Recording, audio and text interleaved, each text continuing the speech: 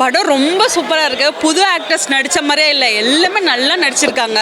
கடைசி சீன்லாம் அழுகக்கூடாதுன்னு நான் நினச்சேன், ஆனால் ரொம்ப அழுதுட்டு தான் நான் வந்தேன். நான் ரொம்ப ரொம்ப மனசை தொடர மாதிரி இருக்குது. கொடுத்த காசுக்கு நல்ல ஒர்த்து. குடும்பத்தோட குழந்தைங்களோட இப்போ லீவ் வேறு இருக்குது, எல்லாரும் தயவுசெய்து வந்து தேட்டரில் வந்து பார்த்து இவங்களுக்கெல்லாம் சப்போர்ட் பண்ணுங்கள். படம் ரொம்ப ரொம்ப நல்லா இருக்குது. சில விஷயங்கள் ரொம்ப புதுமையாக பண்ணியிருந்தாங்க.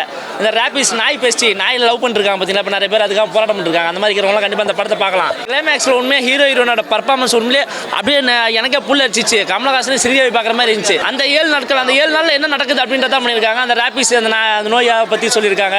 படம் சூப்பராக இருந்தது, வித்தியாசமாக இருந்தது. இங்கிலீஷ் ஃபைனல் டெஸ்டினேஷனோட ஒரு லைட்டர் வெர்ஷன் மாதிரி இருந்தது, சூப்பராக இருந்தது. இந்த ஓவராலாக எல்லாருமே வந்து பார்க்கலாம், டிஃப்ரெண்ட்டான ஸ்டோரி, சூப்பராக இருந்தது.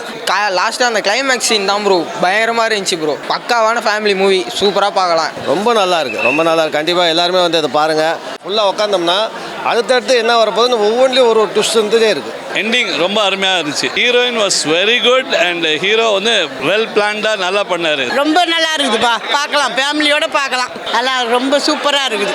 நல்லா இருந்தது, கதை நல்லா இருந்தது. எல்லாருமே டெபியூ மாதிரியே தெரியவே இல்லை, ரொம்ப சூப்பராக இருந்தது. ஹீரோயின் செகண்ட் ஹாஃபில் ரொம்ப சூப்பராக பண்ணியிருக்காங்க. எல்லா ஆடியன்ஸும் பார்க்கலாம், ஃபேமிலியோட மெயினாக போய் உட்காந்து பார்க்கலாம். முகம் சுளிக்கிற மாதிரி எந்த விஷயமே இந்த படத்தில் இல்லை, ரொம்ப நல்லா இருக்குது.